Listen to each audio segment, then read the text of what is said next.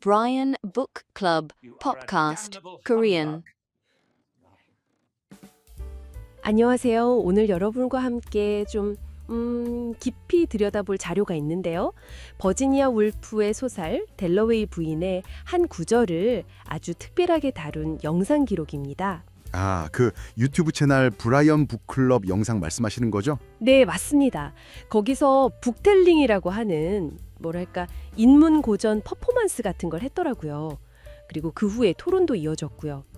저희는 오늘 그 내용을 좀 자세히 살펴보려고 합니다. 네, 흥미로운 방식이네요. 북텔링이라. 그렇죠. 이 영상에는 이제 북텔러 역할을 하신 써니님, 그리고 리스너로 도리안님, 그레타님, 그리고 전체 진행을 맡으신 브라이언님, 이렇게 여러분이 등장합니다. 아, 참여자들이 있었군요. 네, 그래서 이분들 대화를 쭉 따라가 보면서 단순히 책을 읽는 것과는 다른 이 북텔링 경험이 어떤 의미를 만들어내는지 한번 보려고 해요. 좋습니다. 그래서 저희 목표는 이겁니다. 써니님의 북텔링 퍼포먼스가 소설 속의 그 문장, 거기서 몇몇 나약한 자들은 무너졌다. 이 구절에 어떻게 생명력을 불어넣었는지, 그리고 이 짧은 구절 하나가 어떻게 삶, 고통, 또 공감 같은 깊은 이야기로 이어졌는지 그 과정을 좀 집중적으로 파헤쳐 보는 거죠. 네, 아주 기대가 됩니다. 자, 그럼 이 흥미로운 자료 속으로 같이 들어가 볼까요?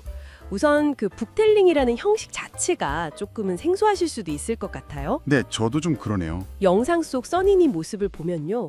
이게 그냥 글자를 소리내서 읽는 뭐랄까 낭독이랑은 확 달라요. 아, 그런가요? 어떻게 다른가요? 감정을 싣고 또 해석을 더해서 거의 뭐 연극적인 퍼포먼스에 가깝다고 할까요? 오, 상당히 적극적인 방식이네요. 네, 써니님은 거기서 몇몇 나약한 자들은 무너졌다. There was some weakly broke down. 이 문장을 시작하는데요. 벌써 이 문장 자체의 무게감이 좀 느껴지시죠? 네, 그렇죠. 간단한 문장이 아닌 것 같아요. 자료 보니까 3.5초 카운트다운 하고 나서 감정을 확 몰입해서 연기를 시작했다고 하더라고요. 정말 퍼포먼스네요. 특히 그 눈물을 흘리기 굴복했다 이렇게 표현하는 부분이나 환자들이 의사인 윌리엄 경 면전에서 막 가짜 이렇게 소리치는 장면 있잖아요. 네네. 그리고 결국 터져나오는 질문 도대체 왜 살지요? 이 부분까지 그 감정선이 목소리 톤이나 표정 연기로 그대로 전달되는 느낌이었어요. 아, 그렇군요. 확실히 북텔링의 힘이라는 게 바로 그런 데 있는 것 같아요. 텍스트를 그냥 눈으로 읽는 게 아니라 이걸 해체하고 다시 구성해서 청각적으로 또 감성적으로 경험하게 만드는 거죠. 네, 맞아요. 다른 차원의 경험이죠. 그렇죠. 단순히 읽을 때랑은 다른 몰입을 유도하는 거고요. 써니님의 퍼포먼스는 그러니까 델러웨이 부인의 이 특정 장면이 가진 감정의 핵심을 청취자들에게 직접적으로 딱 전달하는 역할을 한 셈이죠. 문학 텍스트가 퍼포먼스를 만나서 새롭게 살아 움직이는 걸 보여준 거네요. 네, 아주 좋은 예시라고 생각합니다. 그렇게 퍼포먼스를 통해서 생생하게 전달된 그 장면, 그러니까 정신적으로 힘든 환자들이 의사 윌리엄 경한테 질문을 던지는 그 상황, 이걸 좀 더 자세히 보죠. 네, 환자들이 던진 질문, 도대체 왜 살지요? Why live? 아, 이건 정말 이제 삶의 가장 근본적인 질문이잖아요. 굉장히 깊은 절망 속에서나 나올 수 있는 그런 질문이죠. 맞습니다. 아주 무거운 질문이죠. 그런데 이 절박한 질문에 대해서 윌리엄 경이 내놓은 대답은 눌릅도록 간단해요. 인생은 좋은 것이라고. 네, 그렇죠. 바로 이 대목에서 영상 속 토론이 막 불붙기 시작하더라고요. 아, 그럴 만하네요. 이 짧고 어떻게 보면 좀 무심해 보이기까지 하는 이 대답이 왜 이렇게 큰 파장을 일으켰을까요? 그 핵심에는 뭐가 있었을까요? 영상에서 북텔러 써니님의 분석이 바로 그 지점을 아주 날카롭게 파고들어요. 아, 써니님 분석이요? 네, 써니님은 먼저 이 장면의 배경을 두 가지로 나눠서 보는데요. 하나는 장소 배경인데 이걸 There some weakly broke down, 즉 거기서 몇몇 나약한 자들은 무너졌다는 구절로 봤어요. 여기서 broke down은 일종의 무너진 상태를 보여준다고 해석했고요. 상태. 네, 반면에 시간 배경으로는 summited, 즉 굴복했다는 동사적인 행위를 주목을 합니다. 아, 상태와 행위. 그렇죠. 근데 여기서 흥미로운 지적이 영어 원문이랑 우리말 번역 사이의 미묘한 뉘앙스 차이였어요. 번역의 차이요? 네, 영어 원문에서는 브록다운이 좀 더 상태에 가깝고 서밋헤드가 명확한 행위를 나타내는 느낌이 강한데 우리말 번역 무너졌다, 굴복했다는 둘 다 약간 동사처럼 느껴질 수 있다는 거죠. 아하, 그렇네요. 둘 다 했다로 끝나니까. 네. 그래서 써니님은 이 차이를 딱 짚으면서 환자들이 어떤 상태에 놓였다기보다는 그들이 굴복했다, submitted,는 그 행위 자체를 더 중요한 시작점으로 본 거예요. 그 행위 뒤에 이어지는 질문이나 반발이 그래서 더 극적으로 느껴진다는 거죠. 와, 그러니까 단순히 번역 문제를 넘어서 써니님은 환자들의 그 내면 상태보다는 그들이 처한 상황 때문에 어쩔 수 없이 한 행위, 굴복에 더 집중했다는 거군요. 맞습니다. 그 굴복이라는 행위 속에서 터져나오는 질문의 무게를 더 깊게 본 거죠. 그렇군요. 그리고 써니님은 So William replied that life was good. 그래서 윌리엄 경은 인생은 좋은 것이라고 대답했다. 이 문장을 핵심 문장, 키 센텐스로 꼽았어요. 아, 윌리엄 경의 대답 문장이요? 네. 왜냐하면 환자들은 지금 단순히 상황에 대해 불평하는 걸 넘어서 왜 사는지 그 자체를 묻고 있는데 윌리엄 경은 그 질문의 깊이를 전혀 못 받아들이고 너무 피상적인 대답만 내놨다는 거죠. 이게 문제의 핵심이라고 본 거예요. 하긴 왜 살죠? 라고 묻는데 인생은 좋은 거야 라고 답하는 건 좀 그쵸. 그렇죠. 게다가 써니님이 묘사한 윌리엄 경의 배경 정보도 이 대답을 이해하는 데 좀 중요한 단서가 돼요. 배경 정보요? 어떤 거죠? 뭐 시골에 엄청 호화로운 개인 병원을 운영하고 환자 한 명당 간호사 한 명이 붙는 그런 비싼 시스템을 갖췄는데 정작 치료 성공률은 낮고 심지어 환자들한테 면전에서 가짜, damnable humbug 이런 비난까지 듣는 인물이라는 거죠. 와, 그런 배경이 있었군요. 네, 이런 배경을 알고 나면 그의 인생은 좋은 것이라는 말이 얼마나 공허하게 들릴 수 있는지 또 어떻게 보면 좀 폭력적으로까지 들릴 수 있는지 짐작이 가죠. 환자들의 고통을 그냥 외면하는 것처럼 느껴질 수도 있고요. 그러네요. 윌리엄 경의 그 한마디가 결국 인생이란 뭐냐, 고통받는 사람 앞에서 우리는 어떻게 해야 하냐, 이런 더 크고 무거운 질문으로 자연스럽게 이어지게 되는 거군요. 정확합니다. 영상 보니까 주제자 브라이언 님도 이 지점에서 굉장히 공감하면서 자기 개인적인 경험을 나누시더라고요. 네, 저도 그 부분 인상 깊었어요. 형님이 겪고 있는 그런 정신적, 육체적 고통을 언급하면서 만약 누가 그런 상황에 처한 자기한테 인생은 어떤 것이니? 이렇게 묻는다면 정말 선뜻 답하기 어려울 것 같다고 고백하시더라고요. 그렇죠. 타인의 고통 앞에서 섣부른 일반화나 긍정적인 말이 얼마나 조심스러워야 하는지 보여주는 대목이었죠. 정말 그래요. 근데 써니님은 여기서 한 발 더 나아가서 그럼 윌리엄 경이 진짜 했어야 할 말은 뭐였을까? 이런 질문을 던지죠. 네, 그 부분도 흥미로웠어요. 그리고 자기 경험을 이야기해요. 예전에 정말 힘들었을 때 우연히 들었던 일본어 다이조부, 그러니까 괜찮아. 이 한마디가 생각지도 못하게 큰 위로가 됐다고요. 아, 괜찮아 라는 말이요? 네, 뭐 거창한 조언이나 분석이 아니라 그냥 그 상황 자체를 인정해주고 함께 있다는 느낌을 주는 말. 그래서 써니님은 윌리엄 경이 환자들에게 했어야 할 말은 당신 괜찮아요, 당신의 인생 괜찮아요와 같은 그런 공감의 언어였다고 주장을 해요. 너도 나름대로 잘 살고 있어. 이런 존재 자체에 대한 인정과 격려, 그런 의미였겠네요. 네, 그런 뉘앙스였던 것 같아요. 근데 이 괜찮다는 말에 의미를 두고 또 참여자들 사이에서 의견이 오가는 것도 재밌었어요. 아, 네. 그레타님은 처음에는 좀 회의적이었죠. 그 말이 과연 깊은 고통 속에 있는 사람한테 진짜 위안이 될 수 있을까 하고요. 맞아요. 약간 피상적으로 들릴 수도 있으니까요. 그렇죠. 근데 브라이언님이 자기 경험을 통해서 그 공감의 중요성을 이야기하는 걸 듣고 나서는 때로는 그 말 한마디가 주는 정서적 지지가 풀 수도 있겠구나 하고 생각이 좀 바뀌는 모습을 보였어요. 공감의 힘에 대해서 다시 생각하게 된 거군요. 네. 반면에 도리안님은 써니님의 그 공감 능력에는 동의하면서도 또 다른 관점을 제시하죠. 도리안님은 어떻게 봤나요? 도리안님은 윌리엄 경이 왜 하필 인생은 좋은 것이라고 답했을까? 그 사람이 생각하는 좋은 인생의 기준은 뭐였을까? 그 이유 자체가 궁금했다는 거예요. 윌리엄 경의 입장에서 이유를 파고든 거군요. 네.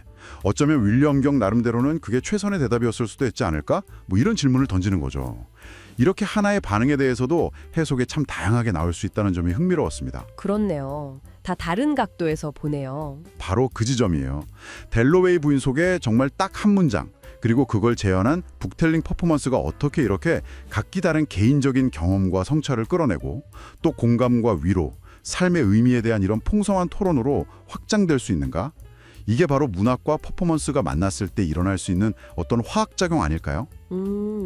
텍스트는 그대로인데 그걸 받아들이는 사람에 따라 새로운 의미가 계속 생겨나는 거군요. 그렇죠.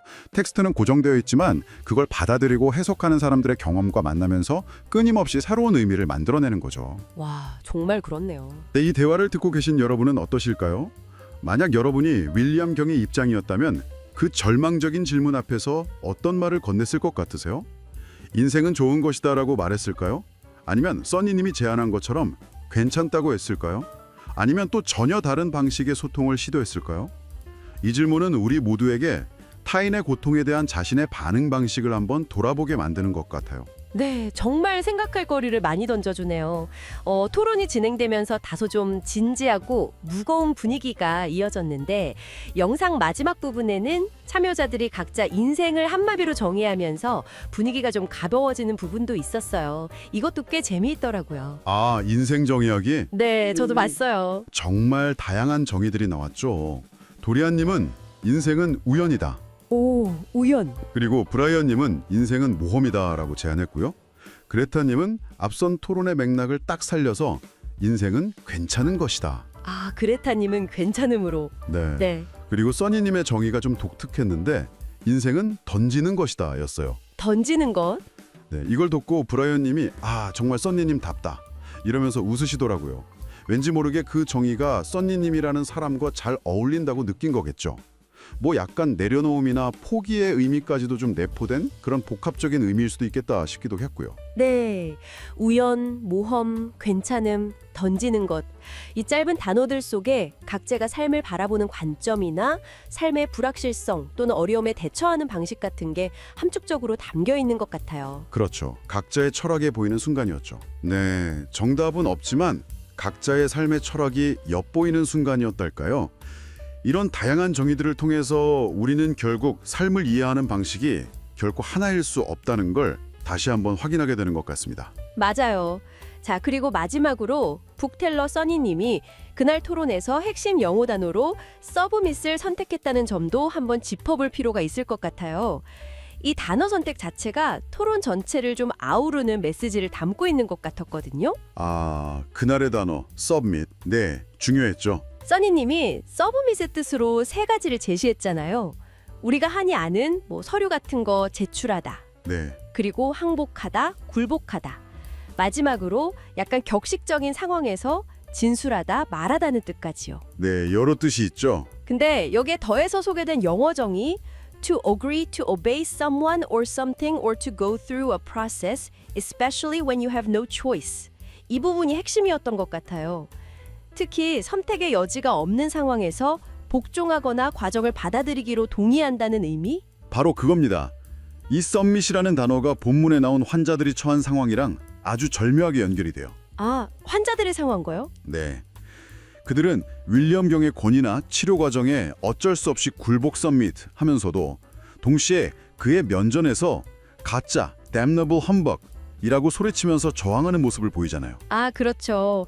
굴복하면서도 저항하는. 그렇죠. 즉, 이 단어는 그 표면적인 복종 이면에 숨겨진 분노나 저항 같은 복합적인 심리 상태, 그 모순적인 상황을 아주 잘 포착해내는 거죠. 와, 그러네요. 굴복했지만 완전히 패배하지는 않은 상태. 어쩔 수 없이 따르면서도 내면의 목소리는 죽이지 않은 그런 상태를 submit이라는 단어가 딱 함축하고 있다는 거군요. 맞습니다. 환자들의 그 복잡한 내면을 들여다보게 하는 아주 적절한 단어 선택이었죠. 네, 정말 그렇네요. 오늘 저희는 이렇게 브라이언 북클럽의 북텔링 퍼포먼스와 토론 영상을 통해서 문학 텍스트가 어떻게 생생한 경험으로 되살아나고 또 그것이 어떻게 우리로 하여금 삶과 고통, 공감이라는 근본적인 질문들과 마주하게 하는지 쭉 살펴봤습니다. 네, 북텔링이라는 형식의 힘려 느낄 수 있었고 델라웨이 부인 속 한 문장이 불러일으킨 깊은 성찰들 그리고 다양한 관점들이 부딪히고 어우러지는 과정까지 볼 수 있었죠. 네, 정말 흥미로운 여정이었어요. 그렇다면 이 모든 논의가 우리에게 남기는 것은 무엇일까요? 이번 분석을 통해 우리는 결국 고통받는 타인 앞에서 우리가 어떤 태도를 취하는지 그리고 어떤 언어를 사용하는지에 대해 다시 한번 생각해보게 되는 것 같아요. 윌리엄 경의 그 인생은 좋은 것이라는 말은 어쩌면 고통을 외면하고 싶은 우리 안의 어떤 방어 기제일 수도 있고요. 그럴 수도 있겠네요. 혹은 진심으로 위로하는 방법을 잘 몰라서 나오는 서투름의 표현일 수도 있겠죠. 반면에 써니님이 제안했던 괜찮다는 공감의 언어는 상대의 고통을 내가 온전히 이해할 수는 없더라도 그 존재 자체를 인정하고 함께하겠다는 어떤 연대 메시지를 담고 있는 것 같고요. 네, 태도의 차이가 크네요. 그래서 여기서 우리가 던져볼 마지막 질문은 아마 이것일 것 같습니다. 타인의 고통 앞에서 정답을 제시하려는 태도와 그저 함께 있음을 표현하려는 태도 중에서 과연 무엇이 더 깊은 연결과 위안을 줄 수 있을까요? 윌리엄 경의 그 확신에 찬 단정과 써니님이 갈망했던 그 단순한 공감 사이에서 여러분은 어떤 소통 방식을 더 중요하게 생각하시나요? 이 질문에 대한 답은 아마 각자의 경험과 가치관 속에서 찾아야 할 것 같습니다. 네, 정말 깊은 질문을 마지막으로 남겨주셨네요. 오늘 저희가 준비한 이야기는 여기까지입니다. 함께해 주신 여러분께 감사드립니다. 네, 들어주셔서 감사합니다. 그리고 이 풍성한 대화의 자리를 마련해준 브라이언 북클럽, 영상 속 써니님, 도리안님, 그레타님, 브라이언님께도 다시 한번 감사의 인사를 전합니다. Brian Book Club Podcast English. You damnable humbug! Welcome to the deep dive. Today we're jumping into Virginia Woolf's Mrs. Dalloway, but maybe not quite how you'd expect. Right. We're looking at it through the lens of a really interesting performance format. It's called book telling, or all-are in Korean. Book telling. Okay, so not just reading the book, but performing the discussion around it. Exactly. We're drawing from transcripts of the Brian Book Club on YouTube. They took excerpts from Mrs. Dalloway and turned the analysis itself into a kind of, well, living dialogue. Interesting. And who are the key players in this performance we're looking at? So in this session we're focusing on, you had Sunny acting as the book teller, Sunny basically guides the reading and presents the core text. Okay, the guy. And Brian was the presider, kind of mediating the whole thing. And you had Dorian and Greta as the listeners, who jumped in with their perspectives. Got it. Book teller, presider, listeners. And what was the core mission, the big question they were tackling from Woolf? It really boils down to one of the most fundamental questions in the novel, and maybe, in life. When things feel completely overwhelming, why live? Wow, heavy stuff. But looking at how a group actively grapples with that, finds answers, or maybe doesn't, that sounds fascinating. It really is. It's about the process as much as the text itself. Okay, let's unpack this. So where did they start? Which part of the novel became the focus for this book-telling performance? They zeroed in on a section involving Sir William Bradshaw, the physician, and his patients. It's a really tense part of the book. Right, the famous psychiatrist figure. Yeah, and Sunny, the book teller, set the scene, the place background, using this incredibly bleak line from Woolf. There's some weekly broke down. Yeah. Just lays it out there. Sunny explained the choice Sir William treats these patients supposedly helps them, but the reality is people are collapsing, falling apart right there under his care. It immediately shows a kind of failure behind the professional facade. A stark contrast to his reputation. Exactly. But then, this discussion got interesting right away when they started talking about the language. They were trying to nail down the time background for this scene. Okay. And they felt broke down wasn't quite strong enough. It didn't capture the full weight of what was happening to the patients. So broke down felt too passive. Precisely. They discussed it and eventually landed on the word submit in Korean, that the patient submits. Submit. That feels very different. It is. And this is where Brian, the presider, made a really key linguistic point. He highlighted that broke down describes a state of being. It's something that happens to you. Like a physical collapse. Right. Whereas words like sobbed or their chosen word submit are active verbs. They're movements, actions tran. Even if forced, there's an action there. Huh. And why is that distinction so critical here? Well, think about it. If you just break down, it's maybe a failing of body or mind. But if you submit, there's an element of yielding, maybe to pressure or authority. Exactly. It brings in this ethical dimension of surrender. Are they submitting to the illness, or are they submitting to Sir William's whole system, his definition of wellness? Which makes his role seem much more, well, almost sinister. It does. So Sunny, setting up the section preview, used this heightened tension. The patients knew they had violated the unspoken rules, the rules of being normal, functional. So they didn't just collapse. They submitted, they yielded. And that led them to ask that devastating question. Why live? And Sir William's response? Clinical, cold, just life was good. Life was good. Wow. That's not comfort, that's a judgment, a dismissal. It felt less like therapy and more like, enforcing a social code. Yeah, that really fits when you look at the wider context they discussed about Sir William's practice, doesn't it? Absolutely. Yeah. The transcript goes into detail about his setup, Yeah. and it just screams contradiction. His office is in his fancy house, ground floor. He runs this exclusive, expensive hospital out in the countryside. Sounds very prestigious. High end. Totally. And they mentioned the patient care specifics. Patients stay there isolated, no friends or family allowed. Oof.